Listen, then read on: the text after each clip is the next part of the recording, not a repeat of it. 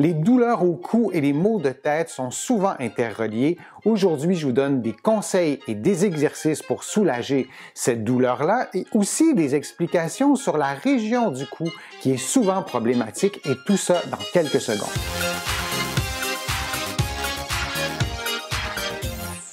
Je suis Denis Fortier. Si vous êtes nouveau ici sur ma chaîne YouTube, je vous conseille de vous abonner en cliquant sur le coin inférieur droit de l'écran et je vous invite aussi à vous abonner à mon infolettre en visitant mon site web www.denisfortier.ca. Vous allez avoir les dernières nouvelles sur tous les contenus que je publie sur YouTube et aussi sur les réseaux sociaux. Maintenant, les douleurs au cou et les maux de tête sont souvent interreliés et tout ça s'explique bien souvent par une région très spécifique du cou qui est problématique, qui perd parfois donc de la mobilité et cette région-là se nomme la région cervicale haute. Moi, j'aime bien parler d'un deuxième cou parce que c'est littéralement une région du cou qui bouge différemment de la région cervicale inférieure. Pourquoi? Parce que les facettes articulaires, l'ossature de votre cou n'est pas faite de la même façon et dans la région cervicale haute, il y a aussi des structures anatomiques qui peuvent causer des maux de tête lorsqu'elles sont problématiques. Et il y a aussi beaucoup de muscles, les tout petits muscles, qui vont se tendre, des muscles qui sont très sollicités par une posture. Si vous travaillez, par exemple, souvent devant un écran, on a tendance à placer sa tête dans cette position-là. Et quand la tête est placée dans cette position-là, on va stresser, on va tendre la région cervicale haute, ou si vous préférez, votre deuxième cou. Pour visualiser la région cervicale haute, dites-vous qu'elle est située, le nom le dit, dans la partie supérieure du cou et un peu plus vis-à-vis votre nez ou votre bouche. Donc, c'est vraiment dans cette partie-là. Et la région cervicale basse, elle est plus située, disons, près de la gorge. De visualiser cette région-là cervicale haute, ça va vous aider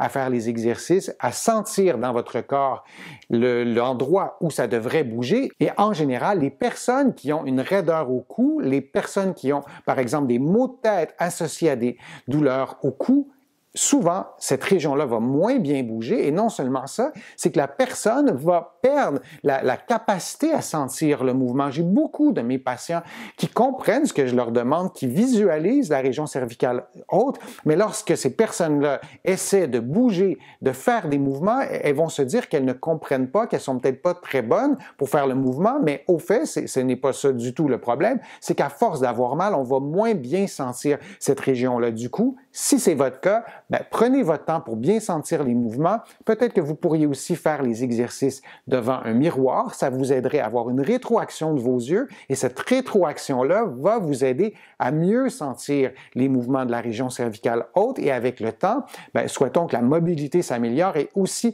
votre capacité à bien percevoir les mouvements de la région cervicale haute. Il y a plusieurs problèmes qui peuvent se présenter et qui peuvent faire en sorte que la région cervicale haute est problématique, mais aujourd'hui, je voulais surtout vous donner des exercices pour mobiliser cette région du cou-là. C'est pas nécessairement intuitif de la bouger et en plus, imaginez que votre région cervicale haute, elle est raide, elle est tendue et que vous faites des exercices de cou sans vraiment porter attention à ne bouger que cette région cervicale haute-là, bien, il y a des fortes chances que vous bougez davantage la région cervicale basse puisque elle serait, en l'occurrence, un peu plus mobile. Donc, pour se concentrer sur la région cervicale haute, ça prend des petits trucs, ça prend des exercices très spécifiques et c'est de ça dont il est question aujourd'hui dans ma vidéo. Avant de faire les exercices de la région cervicale haute, on doit s'assurer de bouger notre cou, l'ensemble du cou, dans une façon relativement harmonieuse. Donc, deux tests à faire avant de travailler plus spécifiquement la région cervicale haute. On veut s'assurer d'être capable de faire les mouvements physiologiques du cou sans douleur, sans réveiller par exemple des maux de tête. Le premier mouvement, c'est la rotation. Donc, on effectue un mouvement de gauche à droite, toujours en ayant une posture bien alignée et vous faites ces mouvements-là en position assise et vous devriez aussi être capable de faire un mouvement d'inclinaison, c'est-à-dire de pencher la tête sur le côté, comme si vous voulez approcher l'oreille de l'épaule. Si vous arrivez à faire ces mouvements-là sans douleur, sans problème, je vous invite à faire les exercices de la région cervicale haute. Un premier exercice de la région cervicale haute, c'est le mouvement de rotation.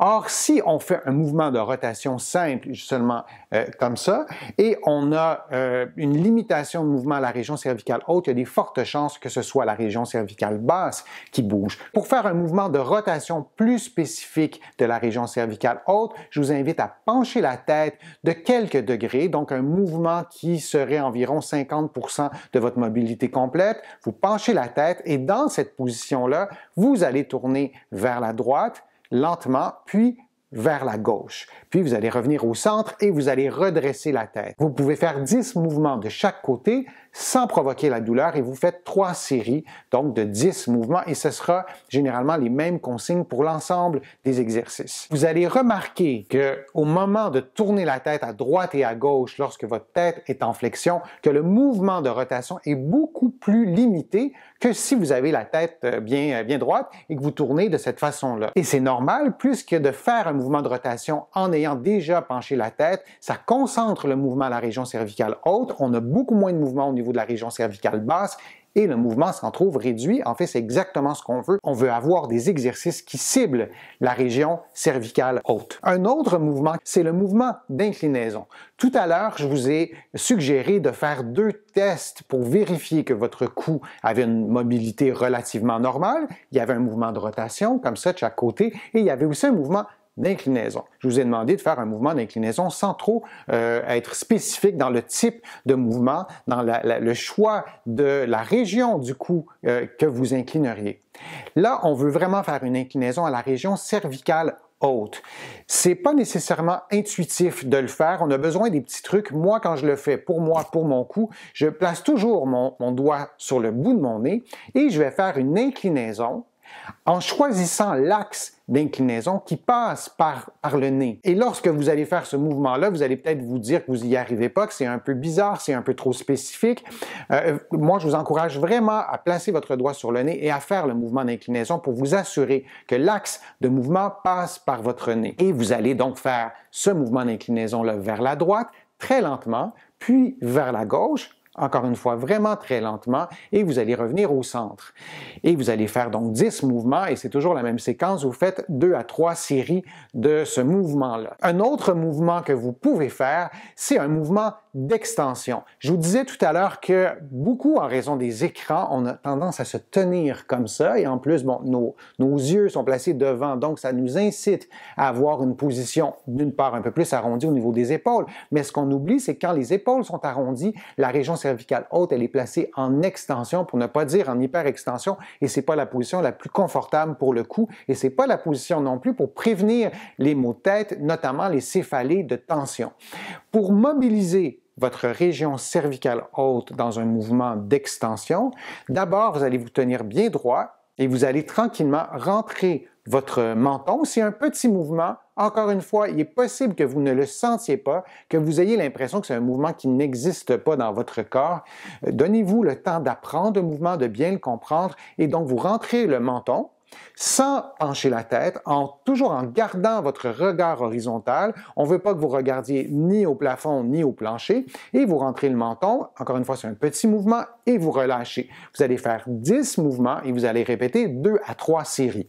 Attention, si ce mouvement-là vous cause de la douleur, cause des maux de tête, vous ne le faites pas ou vous le faites plus graduellement, moins longtemps, vous adaptez les paramètres de l'exercice. Alors ça, c'est de l'extension. Vous pouvez aussi faire un mouvement de plus grande amplitude. Vous vous placez très droit, rentrez votre menton et vous allez ajouter à ce mouvement-là une extension complète du cou. Vous allez balancer la tête vraiment très lentement vers l'arrière pour que votre regard pointe plus vers le plafond et vous allez revenir et attention, quand vous revenez, vous vous assurez de rentrer le menton à nouveau pour terminer ce mouvement-là dans la séquence inverse de la première étape de l'exercice. Si vous ne rentrez pas le menton, vous allez redresser la tête et en fin de mouvement, vous allez avoir le menton vraiment trop vers l'avant et vous allez trop stresser la région cervicale haute. Moi, je vous recommande de faire 5 à 10 mouvements. Ça peut être un mouvement plus difficile que les précédents. Donc, ça peut être 5 mouvements. Vous pouvez vous rendre jusqu'à 10 et vous allez faire 2 à 3 séries. Pour certaines personnes, de faire ce mouvement-là, ça va être exigeant. Peut-être que les muscles vont vraiment travailler fort, vous allez trouver votre tête lourde. Bien, vous pouvez placer vos mains au niveau de la nuque, au niveau des épaules. Ça va supporter cette région-là et ça devrait peut-être être un petit peu plus confortable. Une variante de cet exercice-là, c'est de rentrer le menton, donc de faire le même mouvement, mais en étant adossé à un mur. Pour la plupart des personnes, ça va être beaucoup plus difficile, mais ça va vous permettre de bien sentir votre posture puisque le contact avec votre tête, votre dos, le contact avec le mur, ça vous donne une rétroaction. Ça peut même réajuster certains petits récepteurs dans votre corps qui vous indiquent ce qui est droit, ce qui n'est pas droit. Ce contact avec le mur-là est très précieux et dans cette position-là, adossé au mur, vous faites le même exercice avec les mêmes paramètres et ça peut être une façon complémentaire de vous assurer de bien rééduquer cette région-là du cou. Il y a beaucoup de petits muscles dans la région cervicale haute. Ces muscles-là vont se tendre. Ces muscles-là doivent supporter une partie de votre tête et la tête, c'est quand même 4 à 5 kg. C'est l'équivalent d'un melon. Chez les personnes qui vont travailler devant un ordinateur, les personnes qui sont souvent en position assise, les personnes qui adoptent des positions prolongées au travail, par exemple, bien, ces muscles-là vont se tendre et c'est pas toujours automatique de les détendre. La position de sommeil n'est pas nécessairement toujours réparatrice. D'aller masser ces muscles-là, ça peut vous aider à les détendre, mais ça peut aussi vous aider à mieux les sentir, à mieux percevoir cette région-là et dans la vie de tous les jours, peut-être que votre corps va naturellement adopter une meilleure posture, en tout cas une posture qui place ces muscles-là dans une position plus avantageuse, c'est-à-dire de moins les stresser durant la journée. Je vous suggère donc de faire un automassage. Vous allez placer vos doigts au niveau de la nuque, près de la colonne vertébrale. Vous allez exercer une pression avec le bout des doigts de chaque main et vous allez éloigner vos doigts en maintenant cette pression-là. Donc, vous allez éloigner vos doigts de quelques millimètres ou quelques centimètres. C'est une petite région, donc on ne peut pas s'attendre à des grands mouvements. Et vous allez commencer l'automassage vraiment très, très près du crâne, en fait, près de l'occiput, donc cet os-là qui est un peu plus proéminent derrière la tête. Vous allez faire l'automassage jusqu'à la partie inférieure du cou.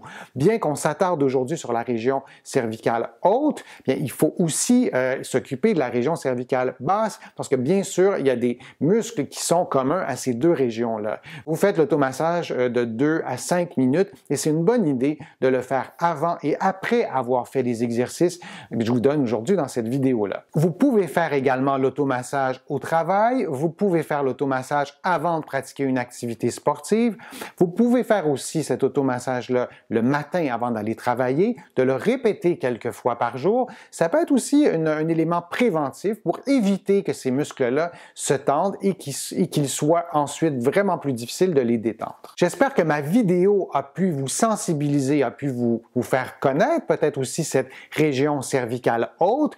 C'est absolument fondamental de bien bouger cette région-là pour prévenir les douleurs au cou et aussi les maux de tête qui sont associés aux douleurs au cou.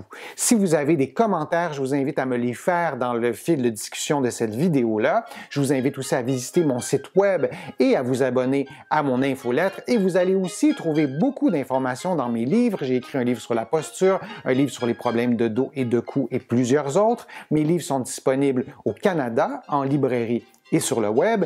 Mes livres sont aussi vendus en France, même chose en librairie et sur le web. Je suis Denis Fortier. Je vous remercie. À bientôt.